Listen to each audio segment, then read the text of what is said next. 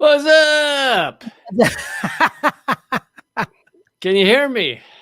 I can. I think I did all the right audio stuff. Can you hear me? Can everyone? I can hear you too. And Coconut Milk was actually one of the backup singers to the band that put out Who Let the Dogs Out. He was in there. He was in that band. I remember. Well, you're right. I saw him when he tried a solo career. Coconut Milk. He was the only white guy in the backup of the. That's like a sick name. They're like, give it up for a backup band and Coconut Milk. And he had the weird distinction of being one of the few white Jamaicans in the band. If you've ever heard, speaking of government secrets, if you've ever heard the history of Who Let the Dogs Out, it's pretty fucking amazing. Really? Various versions of, I think I heard it on the podcast 99% Invisible. Various versions of Who Let the Dogs Out. There's like 10 or 15 versions, and many of them came out around this, like within the same span of like 2-3 years, unrelated to one another. Because it looks like it seems that they've tracked it all back to something that was being chanted at, like, it maybe even started at a high school football games and then went to college football games. So there were a few teams that would, like, when they're in the huddle, they'd go, who let the dogs out? And then they'd run out on the field. And it inspired various musicians, like a DJ started using it, and then people heard that and wrote songs.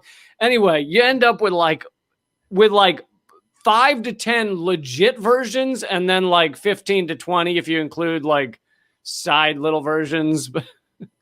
Well, this is probably our most amazing government secret to date. I'd say so. Ladies and gentlemen, welcome to Government Secrets, episode 21 with Lee Carp and Graham Elwood. Who let the dogs out? Her.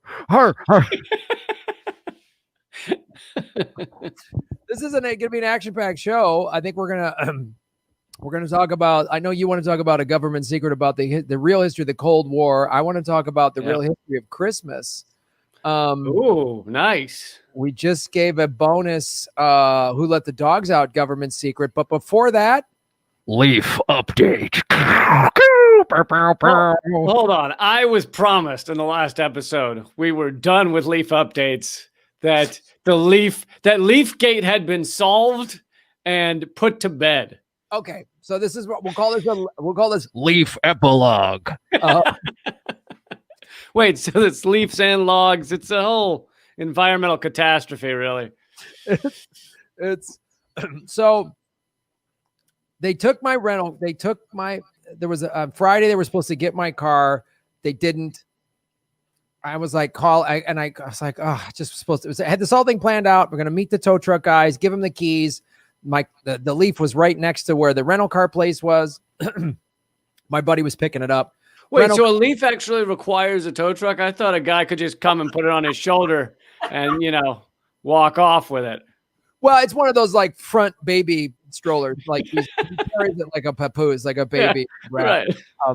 But it's still a 2-guy job to get it into the wrap. So you need a spotter to get it up in the. Yeah, it's like a deadlift. It's at least 100 pounds for a Leaf. So I pictured like a Bulgarian guy shows up, puts it on his shoulder and walks off. And then you say, "Thank you, sir, for taking my Leaf away." And he goes, "You are unsweetened coconut milk." And then he walks off into the distance. And then there's a shooting star and then lights. It's so there was like, no, we can't get a hold of the tow truck guy. And I had the day off and I was like, when I was surfing, I was just like, and so I just turned the car in and I'm borrowing another friend of mine's electric car. Because we all know each other. All you electric car owners. You know what? You all met at the green juice place.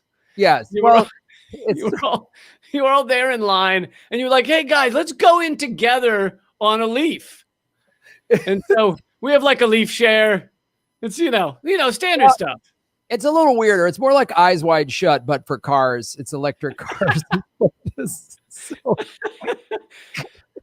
So I just said the hell with this, and I left this, and I'd been pretty cool.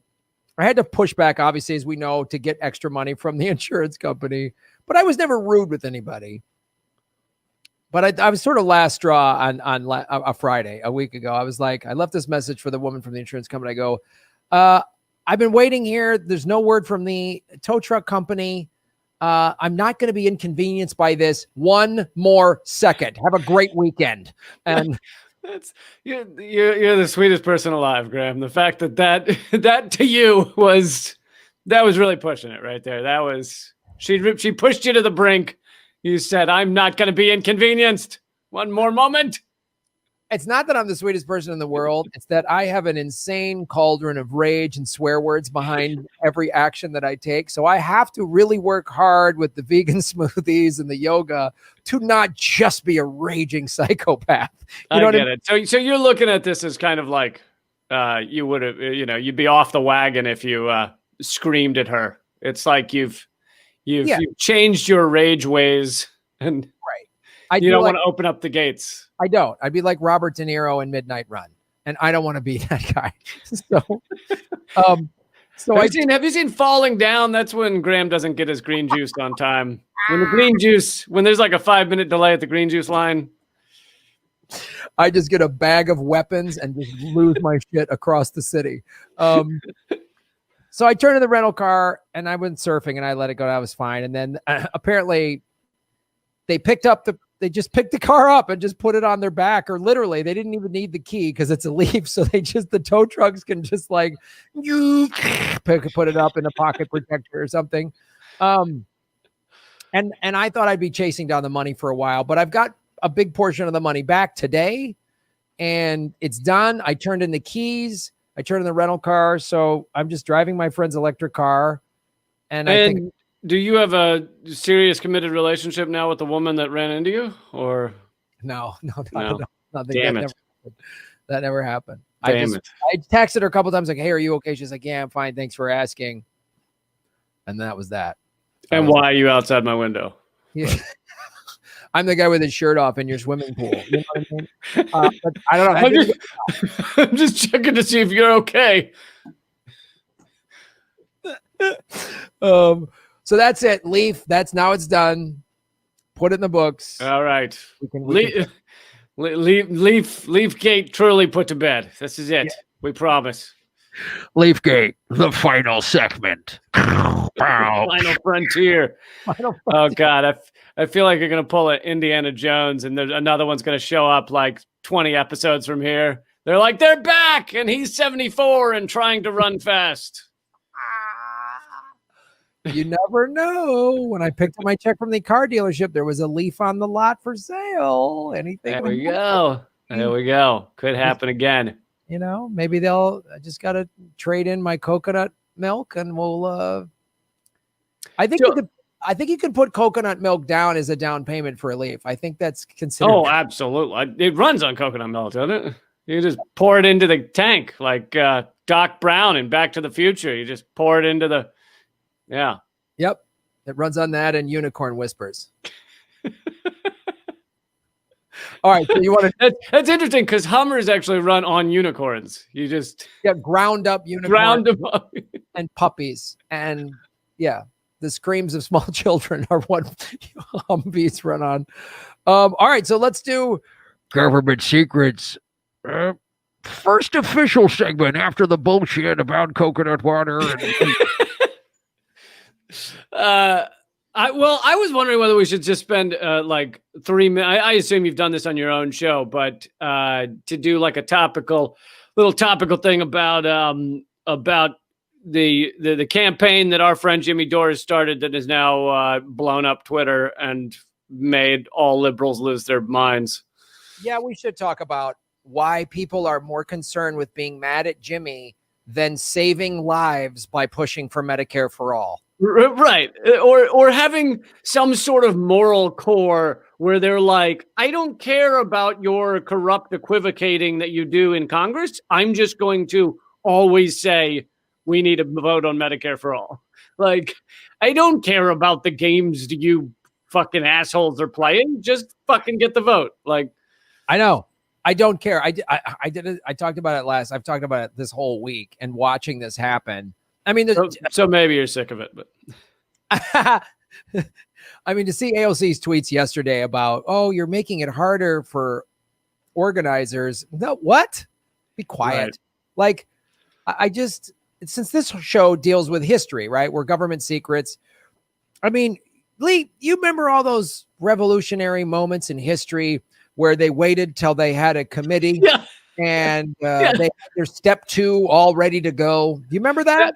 Yeah, every time you see something major happen in American history, Martin Luther King with civil rights, he said, I am not going to demand this till we have the votes. Yes. And he kept waiting and just sat around, and he would go in, he would like wait in the lobby of Congress and occasionally have chit chat with someone, be like, do we have the votes? Yeah. Oh no. Okay. Yeah. I'm going to go home. And it was a lot of that. I remember Washington crossing the Delaware. He said, I'm not crossing till we have the votes. I'm just going to sit here on the bank with my feet in the water. And Abraham Lincoln, his Gettysburg Address was all about, I don't know if I have the votes. I mean, it was very clear. And with purity tests, I think he said, when people were like, slavery's awful, he said, well, I don't have the votes. It's mind numbing. And it just shows you like, and we really since March, since Bernie quit, we've really seen that there is no real progressive leadership within the Democratic Party. We got people who are really good at tweeting and giving speeches, but like truly doing stuff, it doesn't exist. Yeah. And just for those people who might just listen to the podcast and don't know what the fuck we're talking about, Jimmy Dore made a good point. He made it on a couple episodes before I was on, and then he asked me what I thought, and I was like, yeah, sounds good to me. And it was just that, like, that the true progressives in Congress, there's only, somewhere between 5 and 10 of them, depending on how you want to count a true progressive, or close to true progressive. And he's like, they have very little power. These are 10 people, 12 people. But that's all it would take to withdraw their vote or withhold their vote from Nancy Pelosi to stop her from being able to win the speakership.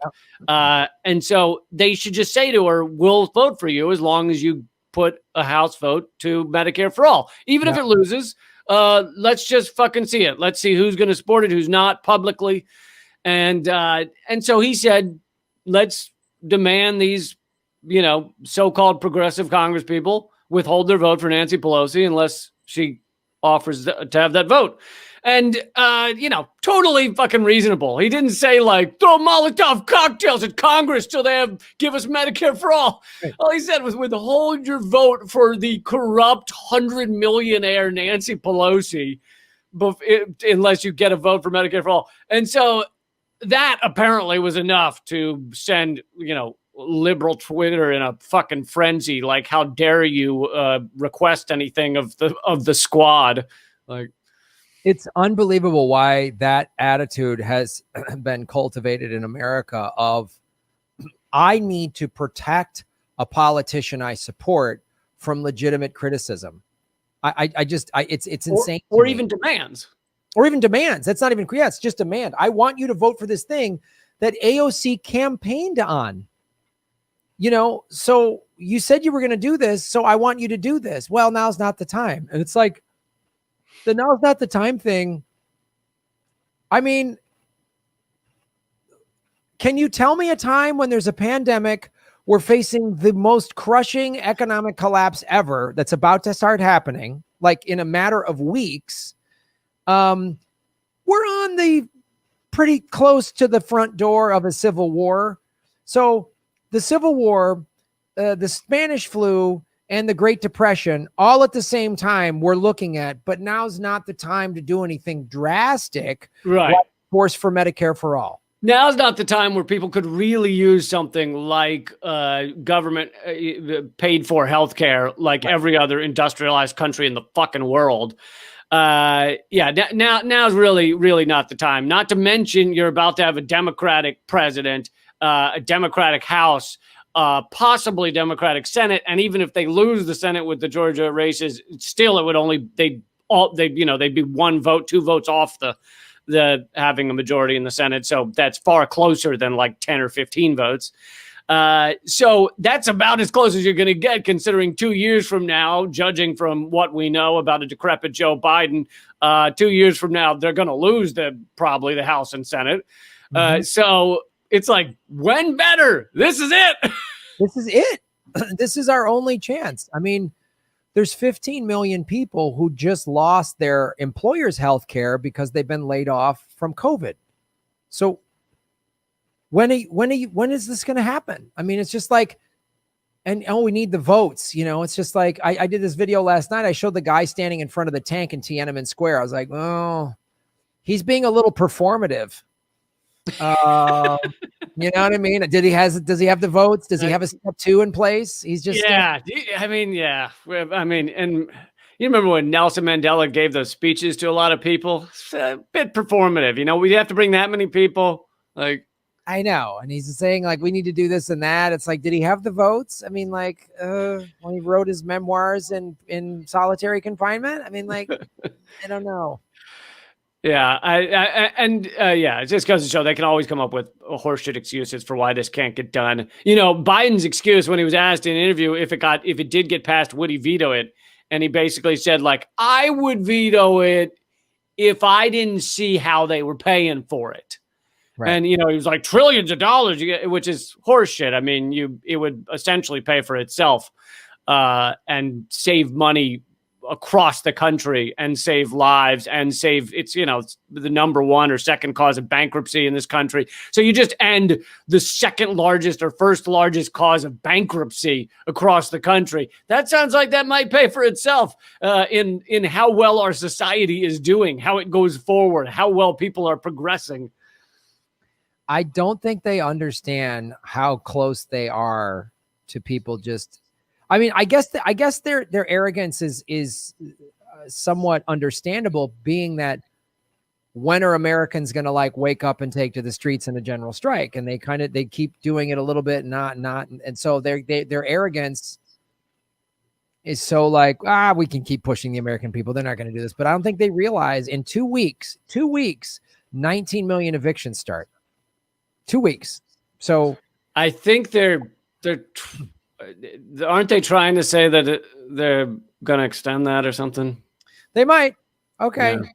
But still, the point is the same. And even without the evictions, the latest numbers are that 1 out of every 3 American adults said that they have difficulty, like in the past week, had difficulty either paying bills or paying for food or whatever. 1 out of 3. We're talking 70 million American adults like don't know how they're paying for their next meal or whatever.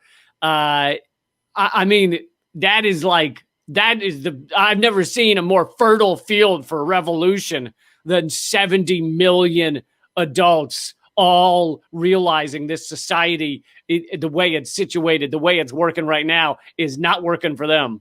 I know. And it's like an AOC, they're going to show up outside of your place. They're going to show up outside of Congress. They're like, well, you progressives, you guys aren't willing to concede. I'm like, no. This is the concession. This is yeah.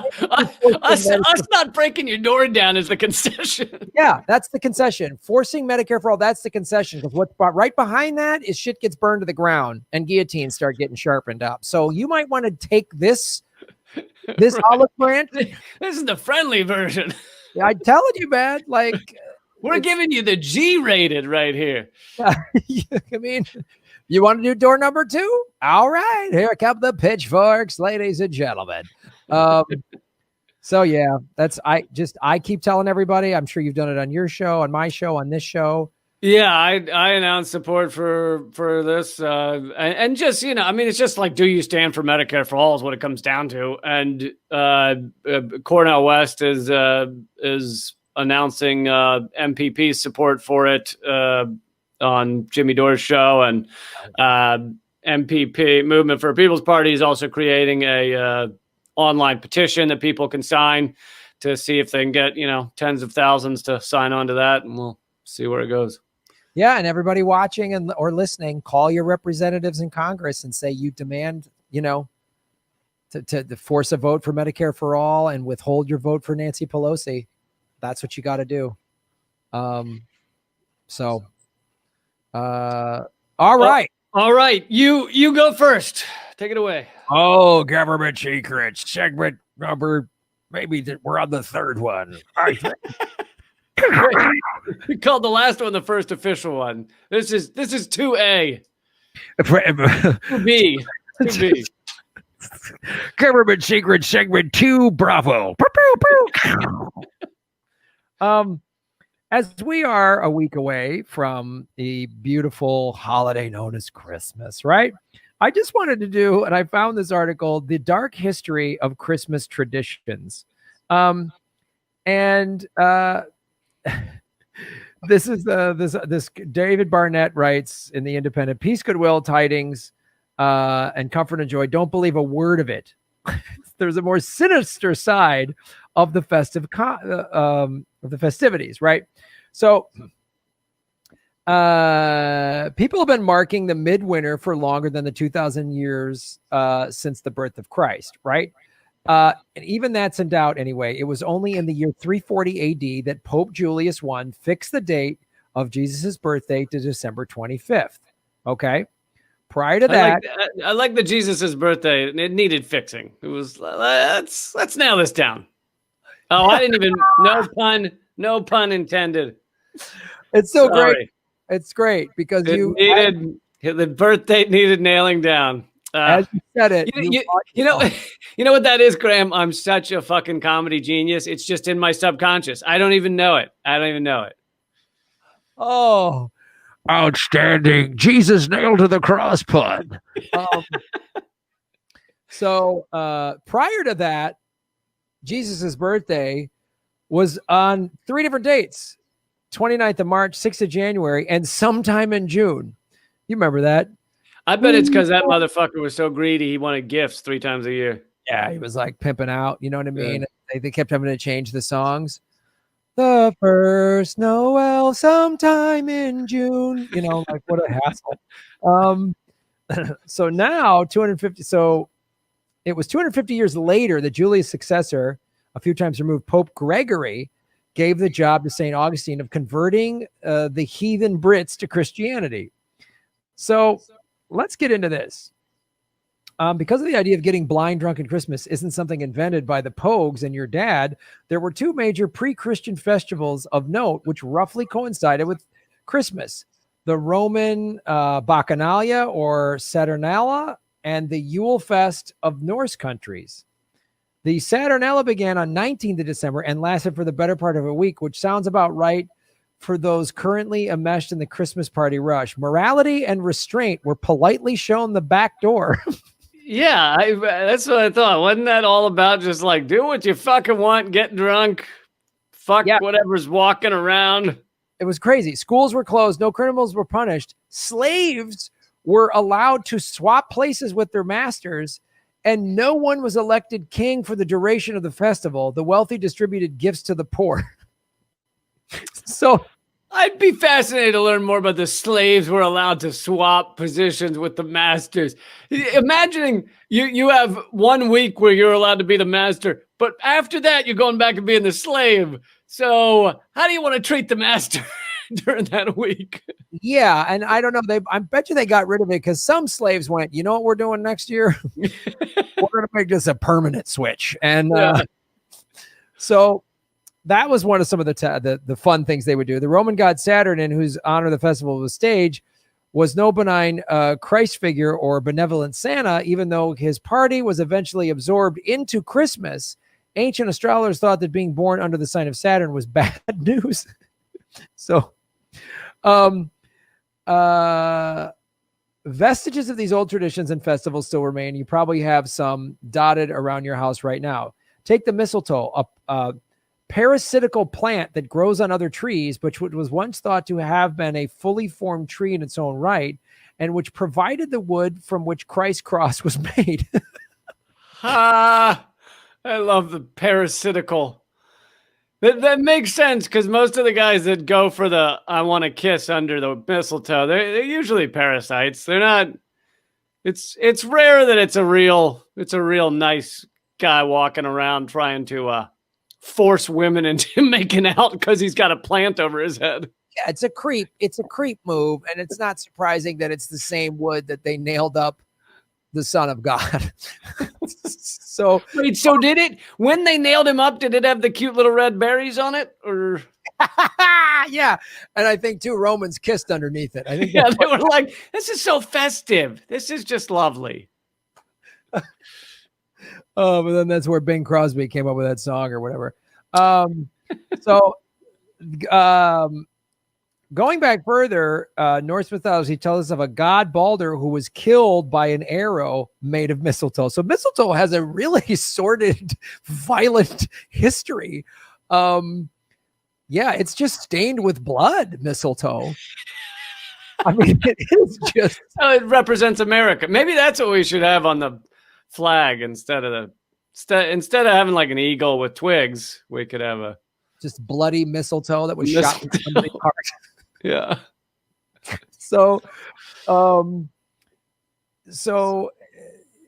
this is it. The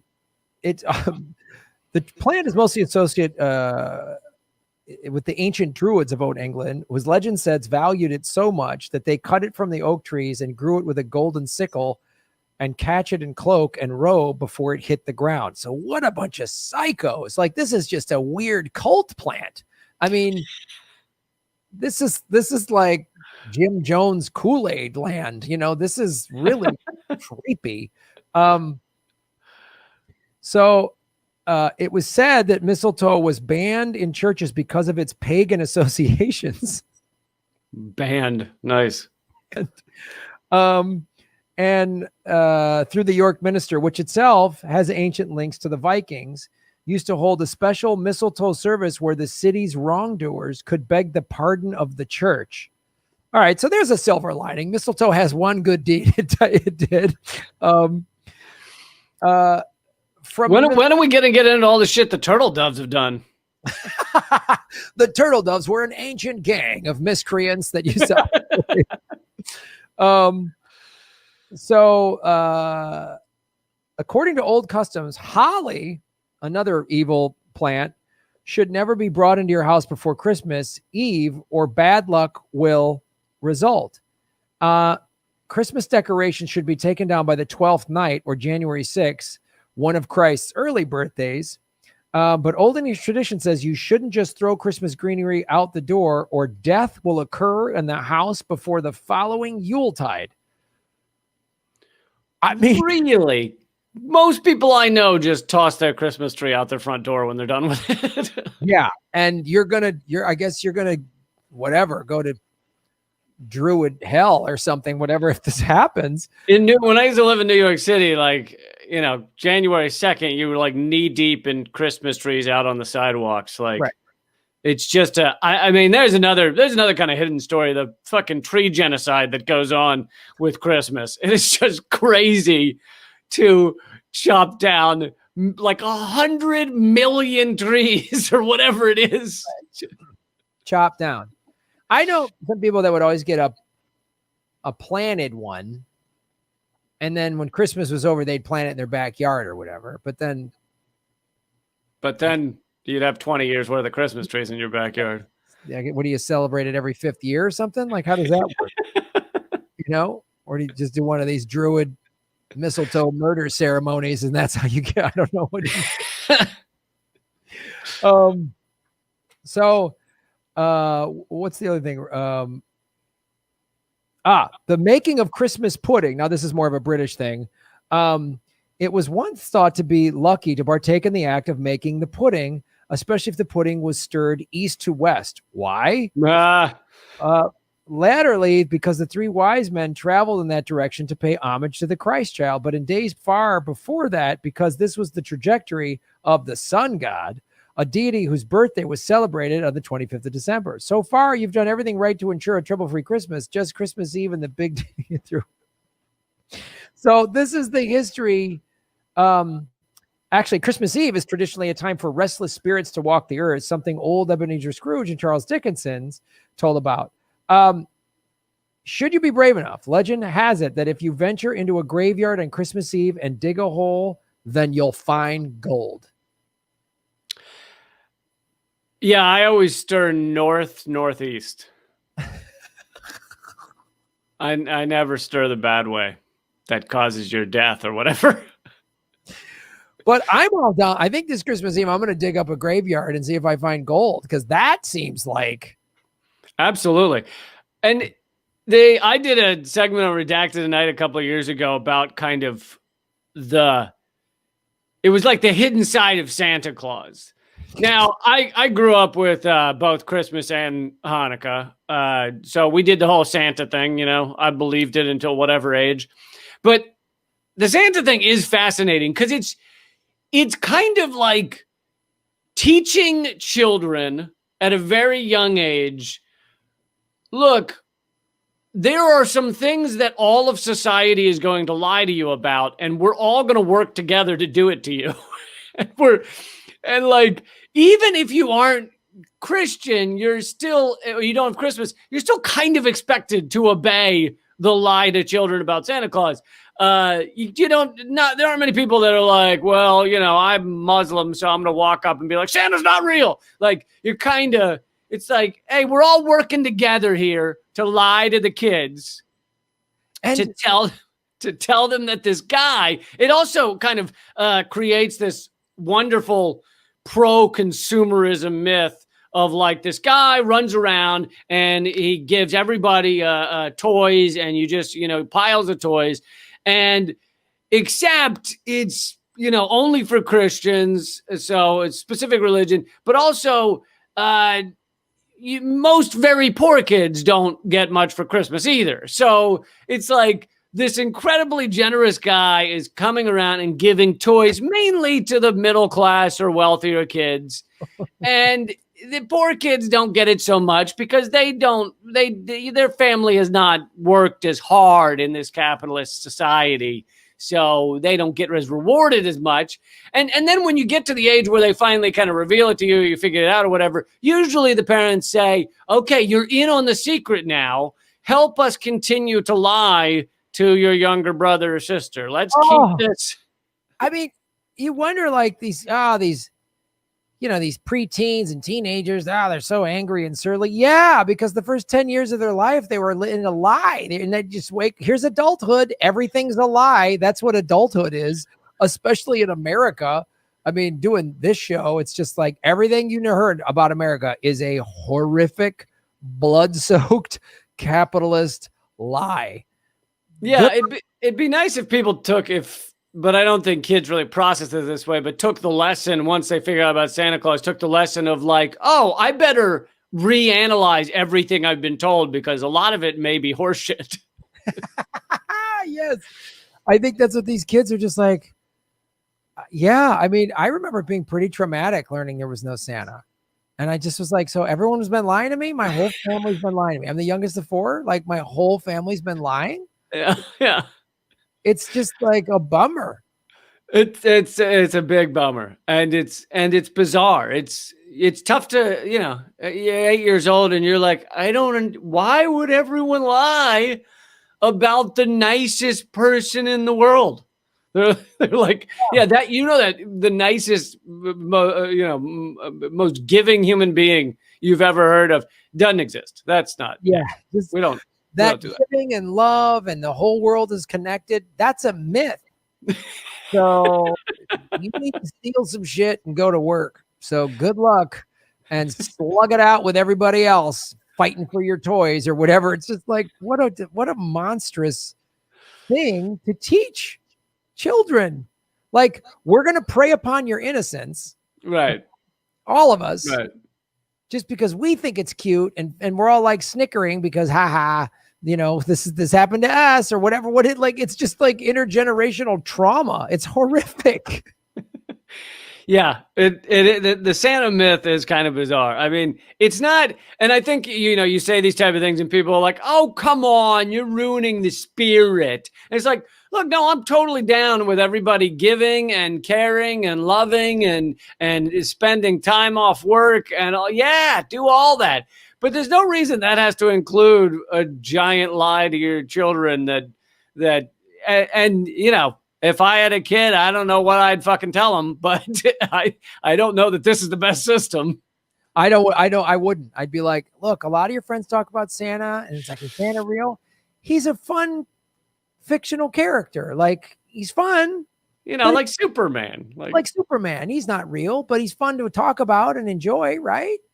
That's what I would do. Like, let the kid have fun, but make them sure, like, this is a fun fantasy game we're playing, not a horrific lie that's going to scar you for the rest of your life. And oh, by the way, he's watching you all of the time. All of the time. And he knows when you're not, you're nice. Like, it's just, you just see the whole tactic. It's it's prepping children to be ready for the surveillance state. Get ready early. Yeah, he knows when you're asleep. He's watching you through your smartphone. So be good for good. Oh. He's listening through Siri. He's listening through Siri. He's storing all your data in hard drives that Jeff Bezos was paid $600 million for. So you better make it bargain. You gotta update that number because they just signed a new deal that's tens of billions. So. Oh, good for them. That's so good. I'm so happy. And now I think the other companies got jealous. I honestly think what happened is the military realized that having Amazon under their thumb with that contract was useful. So they've now spread the love, and it includes IBM, Amazon, Google, and like Microsoft and Oracle, like all of them. Oh God. Oh. They're like, you're welcome to, allow critiques of us here at the CIA. But, you might lose the $10 billion deal we have with you. Yeah, that might be weird. That'd be a bummer if that went away. So you better make good for goodness sake. Totes bummer. All right, let's do government secret segment number 3. Lee Camp's deep dive into the Cold War.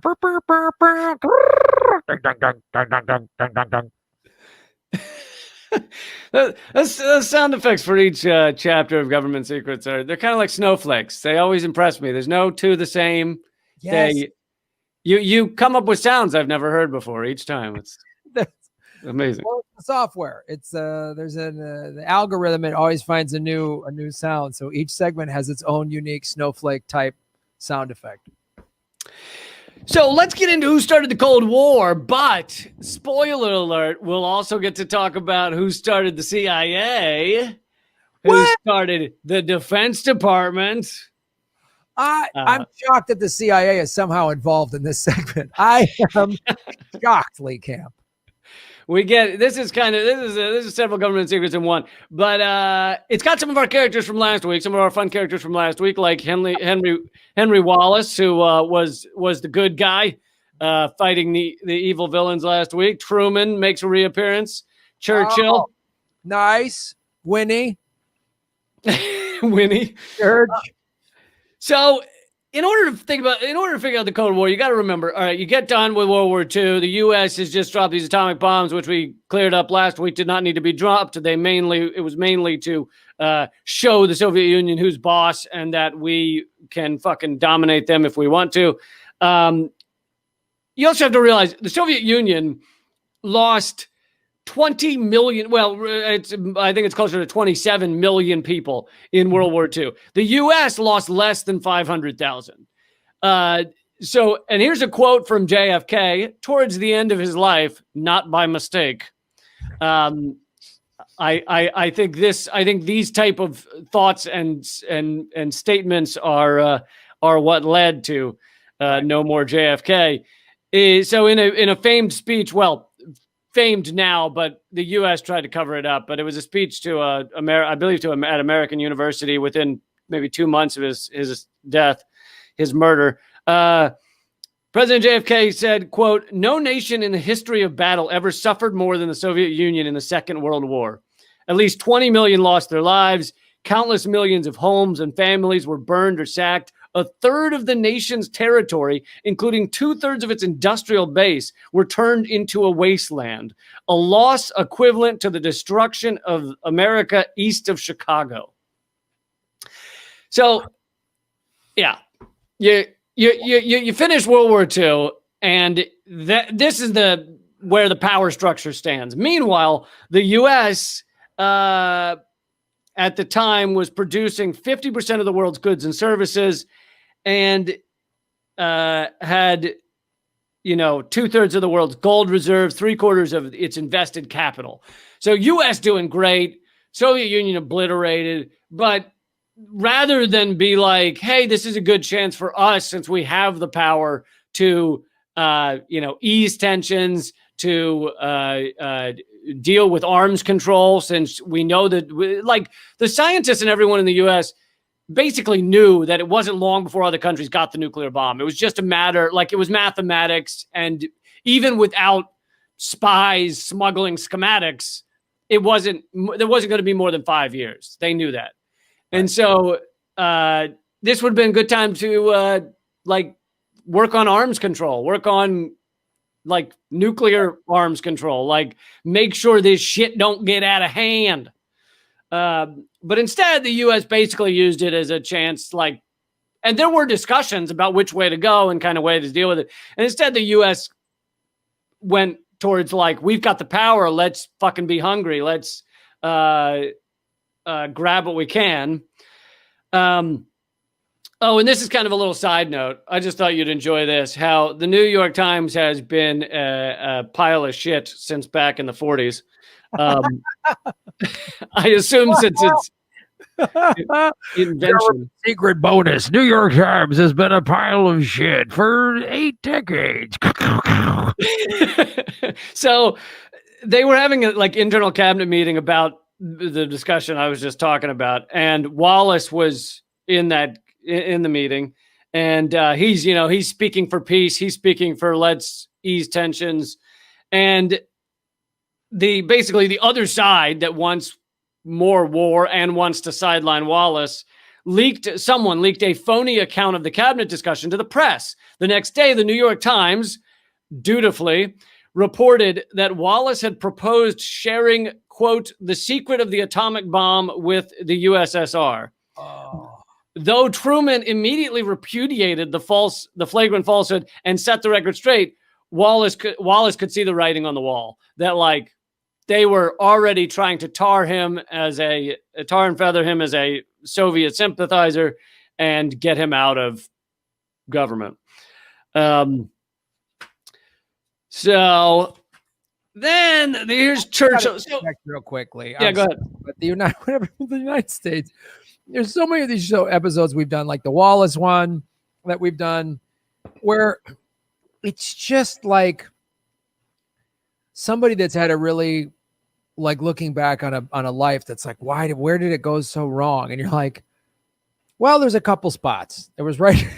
There's that time you decided to take those drugs, or you went to Vegas with your mortgage money, all you blew. These are the big three. And it's we have so many, if we just could have brokered peace with the Soviets, we wouldn't have an arm. We would have just oh God, it's so and we learn nothing. We're like the guy, we all have a friend like this who's just a perpetual fuck up and is always blaming somebody else.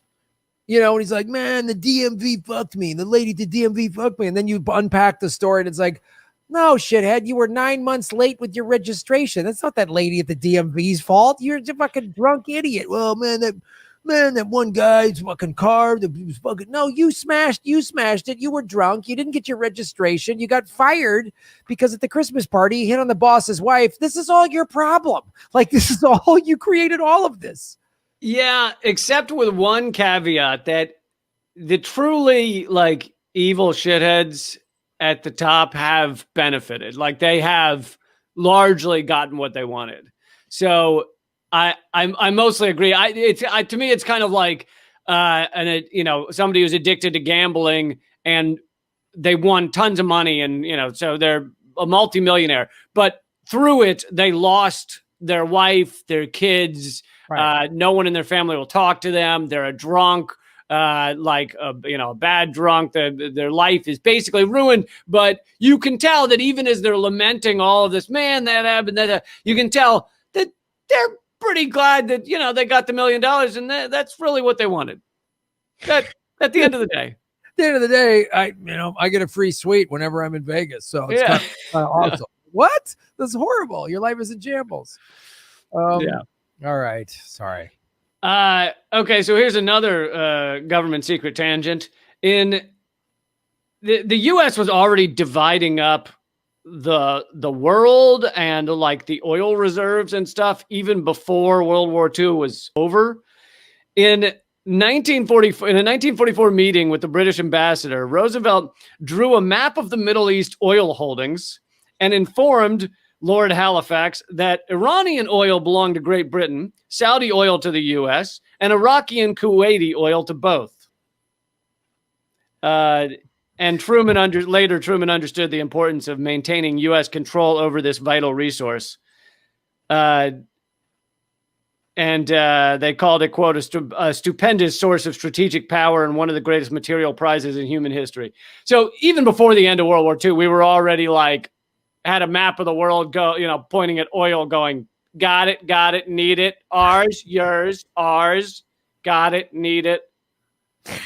I wonder if anyone in the room went, but sir, aren't those sovereign lands? Isn't it their resources? And they all just laughed and said, all right, go run us and get us some coffee. You're hilarious. They're like, who let this guy in the fucking room? It's their own resources. This guy's hilarious. We just ended World War II. We should be brokering peace all over the land. No. We're going to set the world on fire and make a profit. Get the fuck out of here. So, as to who really was the initial force behind kind of the such a strong anti-Russia sentiment, despite the fact that they had won World War II and that they were our allies and that they had stopped the Germans and the Nazis, I'd say it goes largely to a combination of Churchill and someone else who I'll get to later, but the first defense secretary. But Truman also, as we kind of talked about in the last one, he's kind of always been like a sad, pathetic human being most of his life. He was put into the presidency, kind of stumbled ass backwards into it. They were like, well, we got to stop Wallace, so we'll put in this guy no one's ever heard of. And it seems like he was looking for other figures to be his leaders. And he definitely took a lot off of Churchill. And so Churchill, after World War II, was itching for a confrontation with the Soviet Union. He was a rabid anti-communist and an unabashed imperialist. Churchill had tried to draw the U.S. into military engagement with the Soviet Union as far back as 1918. Jesus. So then, skipping ahead a little, not by many years. Oh, wait. I did want to say this. Wallace said, quote, the only kind of competition that we want with the Soviets is to demonstrate that we can raise our standard of living faster during the next 20 years than Russia. We shall compete with Russia in serving the spiritual and physical needs of the common man. Could you imagine? Wait a minute. Who said that again? Henry Wallace. Same guy. The guy who keeps getting drummed out because he's speaking for peace. He's speaking for hey, I got an idea. What if we were to just prove our society was better by helping everyone? Right. And they were like, what? Better. What? They're like, what? No, we got to bomb and steal oil. You hippie, get out of here. Geez, and that's, yeah. It's a bummer when you sit here and you think wow, we're on the precipice of complete climate collapse and the end of humanity. Could have been different, but thanks guys. Thanks. I hope your stock portfolio really, is going to go through the roof. It's really encouraging to see. That's true. What will their stock portfolio look like after the end of days? Because I'm sure it'll be pretty good. I mean, they're going to bring a lot of value to their shareholders, Lee, and that's what's important. That's true. That's true. So I wanted to read this quote. So the U.S. pushes forward in more nuclear testing, creating bigger bombs, right, rather than cutting off nuclear bomb creation and testing. They do a massive explosion in the Bikini Islands in 1946. And so Lewis Mumford, who after that test, he wrote, "We are in America," and I love how similar this is to so many things today, or how this could be applied to so many things today. "We are in America, are living among madmen. Madmen govern our affairs in the name of order and security. The chief madmen claim the titles of general, admiral, senator, scientist, administrator, secretary of state, even president. And the fatal symptom of their madness is this: they have been carrying through a series of acts which will lead eventually to the destruction of mankind, under the solemn conviction that they are normal, responsible people living sane lives and working for reasonable ends. Soberly, day after day, the madmen continue to go through the undeviating motions of madness, motions so stereotyped, so commonplace that they seem the normal motions of normal men, not the mass compulsions of people bent on total death. Without a public mandate of any kind, the madmen have taken it upon themselves to lead us by gradual stages to that final act of madness, which will corrupt the face of the earth and blot out the nations of men, possibly put an end to all life on the planet itself." That could apply to so many things going on right now: climate change, nuclear bombs, environmental destruction, capitalism in general. And I'm sorry, who said that again? Lewis Mumford. He wrote in an article in the Saturday Review. God, if that guy hasn't summed up the world we're in right now, no one has summed it up better. I mean, yeah. And they always claim we're doing this for safety or this or that or the American way or what. No, you're going to kill all of us.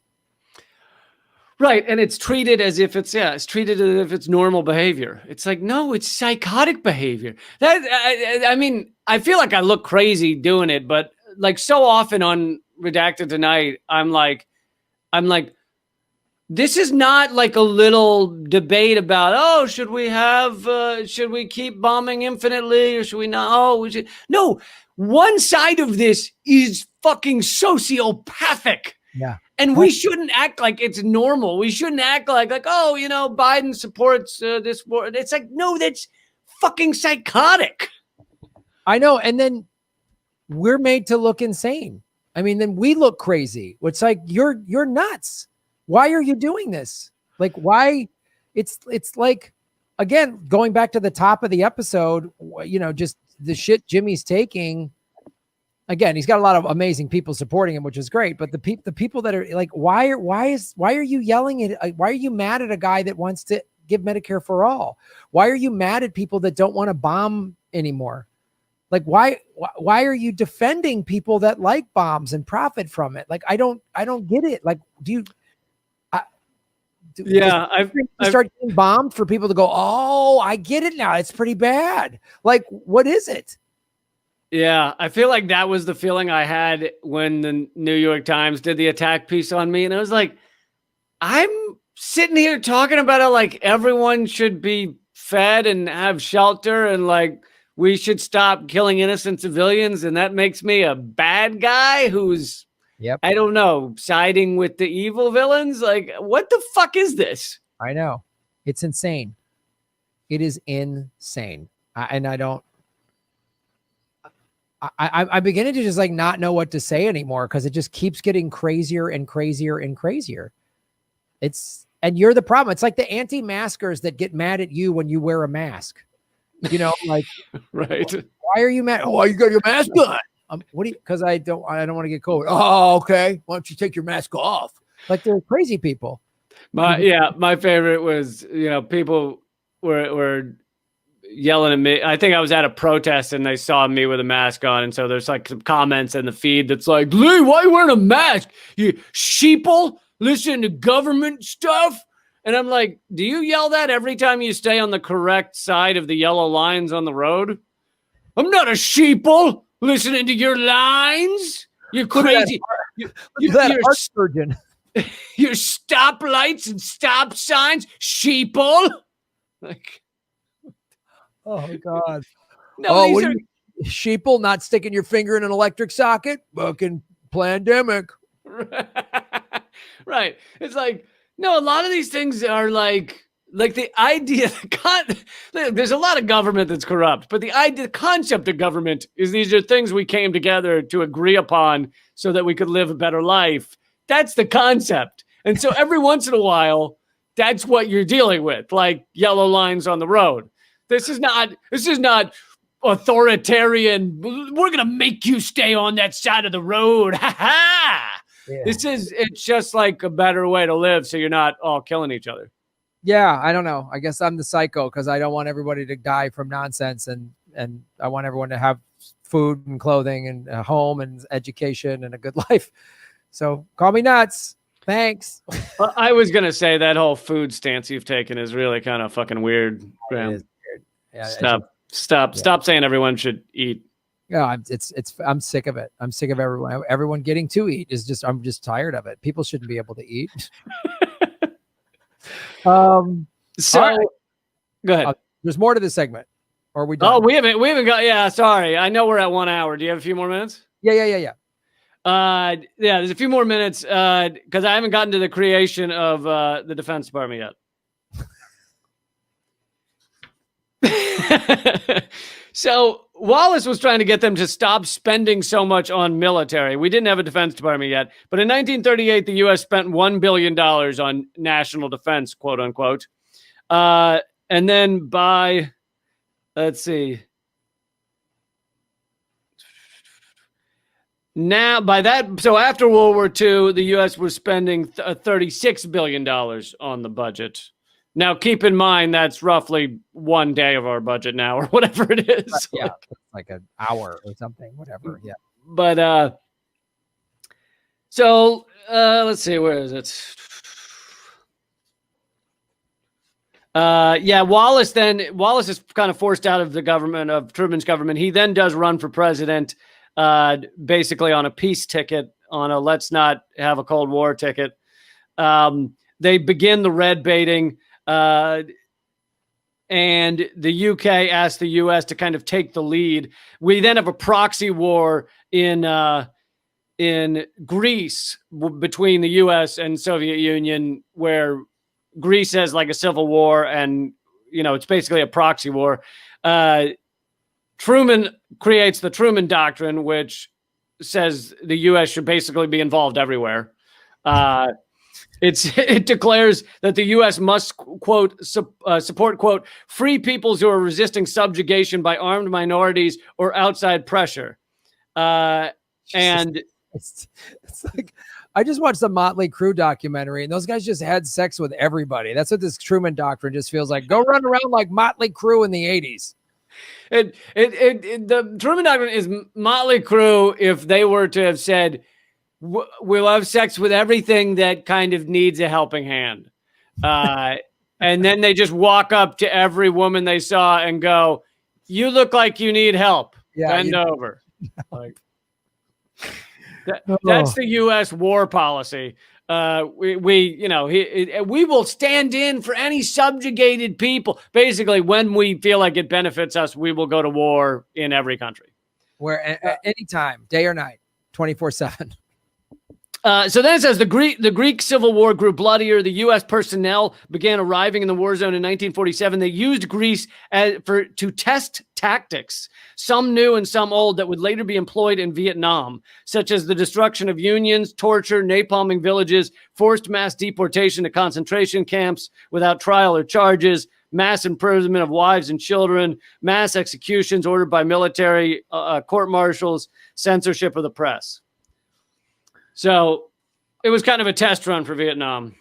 Which is then now a test run for what's happening in America right now. Right. Right.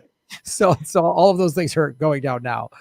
So, well, this sounds, So, hold on, I'm trying to jump ahead. Okay, so here's where the Department of Defense is created. In July 1947, following 5 months of hearings and heated debate, the Congress passed the greatest military reform in U.S. history. The National Security Act created the National Military Establishment, which was later called the Department of Defense. Under that, it also created the Central Intelligence Agency. oh, hey, that's what those guys got. This is their origin story. This is it. This is it. Truman himself feared that the CIA could turn into a Gestapo or military dictatorship. No. Yet, despite that, he still approved Secret Annex NSC-4A, authorizing the CIA to conduct covert operations. And the agency used vague wording of its charter to conduct hundreds of covert operations, including 81 under Truman's second term alone. The CIA gets created. It's basically out of control from the word go. They wrote a document to say, hey, let's create an out-of-control organization. Let's make them and let them get on. How do we make an out-of-control organization that really has no checks and balances and can do whatever it wants? I think I got an idea. Yeah, exactly. So then also Israel's in the middle of this. Israel gets created. There's a bit of a proxy battle on that as well, but with the Soviet Union. But Wallace then runs for president on like a peace ticket, and I don't know if this will sound familiar. He's immediately called a communist sympathizer. He repeatedly denied involvement in the Communist Party, but it didn't matter. On college campuses, he was attacked. He was banned from college campuses. His people were attacked by kind of mobs, saying, communists, get out of here. And it basically worked. He ended up getting very little of the vote because of that. All right, so here's the final government secret. James Forrestall was the first Secretary of Defense. And it seems that his views were a lot of what helped shape Truman's views on like anti-communism, red baiting, anti-Soviet Union.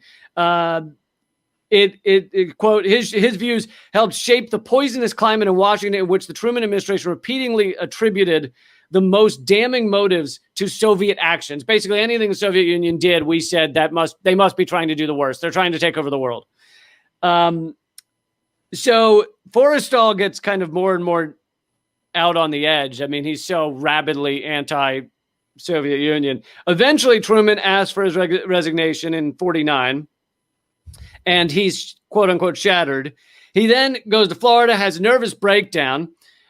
He's discovered running through the street wearing only his pajamas and shouting, "The Russians are coming."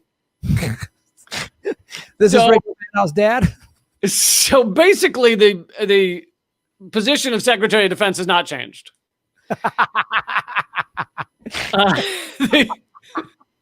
They find someone. Are you capable of running through the street saying the Russians are coming with your shirt off? Yes, you got the job.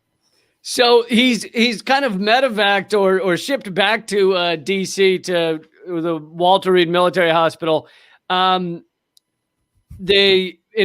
starts to become a bit of a story that this guy's going nuts. And in order to kind of keep it quiet, rather than putting him on the first floor, which was the mental ward, they put him on the 16th floor, where he soon thereafter jumps out the window to his death. Jesus Christ. Oh God. These guys, unbelievable. Either jumped out the window or something worse. It does seem likely he jumped out the window, considering he had tried to commit suicide before in Florida. So I'm gonna give them the benefit of the doubt that they didn't whack this fella to shut him up. But yeah. So yeah, if you hey, are you still feeling suicidal? I don't know. I might jump out of another window. We got a room for you on 16. Yeah. But yeah, so, I'm actually surprised they fired him, because it seems like that is a position of Secretary of Defense. You fucking run around like a maniac saying the Russians are coming, and it's, you're doing most of your job. Yeah. Or China or Iran or whoever the bad guy of the day is. So, well, that's That's a very amazing Gov that ties in a lot of previous episodes of Government Secrets. I love that. Government secrets. End of episode. Well, that's awesome, Lee. Where can people view and visit and enjoy all of your leanness? Yeah, thanks a lot. Good episode, man. Yeah. Episode 21. Lock it down. Oh, that means we can finally drink. Yes. As soon as this episode's done, I'm going to run on the street and yell the Russians are coming. So. It'd be amazing if from every episode 21 on, I'm just plastered. Yeah, all my stuff's at leecamp.com. I have a TV show called Redacted Tonight. I have another podcast called Common Censored and Moment of Clarity. And yeah, it's all at leecamp.com and rockfin.com/leecamp. Yeah, cool. And watch my show, Political Vigilante, on YouTube. And of course, you can get everything at grahamelwood.com. And I'm also on Rockfin. So if you go to Rockfin, it's free to sign up. And if you want their premium content, it's $10 a month. And you get Lee's bonus content, mine, everybody on the platform. You get all their bonus content. Ron Placone, Convo Couch, Nico House, Kim Iverson, Whitney Webb, Jimmy Dore, on down the line. So check that out. And of course, if you're listening to this in iTunes or Spotify, like it, give it a positive review and spread the word, because we're only 21 episodes in and we want to keep doing this. So and a lot of our shit is evergreen. So go back to the earlier episodes and binge listen. Yeah, because now there's a through line of all the CIA evil shit that they've done. So you really want to understand this origin story. You want to see all the great stuff they've done prior to that. So it's or after that rather. All right, group. Well, thanks for doing another one of these, and we'll see you next week. Thank you, man. See you next week. Later. Lake Camp. Thanks for watching, everybody. Please hit the like button, the subscribe button. Go to patreon.com/GrahamElwood and rockfin.com/GrahamElwood, where you can support the show. Also, I have a Bitcoin wallet, a Bitcoin Cash wallet, and an Ethereum wallet in the show notes. We're taking cryptocurrency. I have a Coinbase affiliation link. We're going to be getting on some other exchanges. So that's how you support the show. Make sure you hit the subscribe button. YouTube is unsubscribing us at an alarming rate.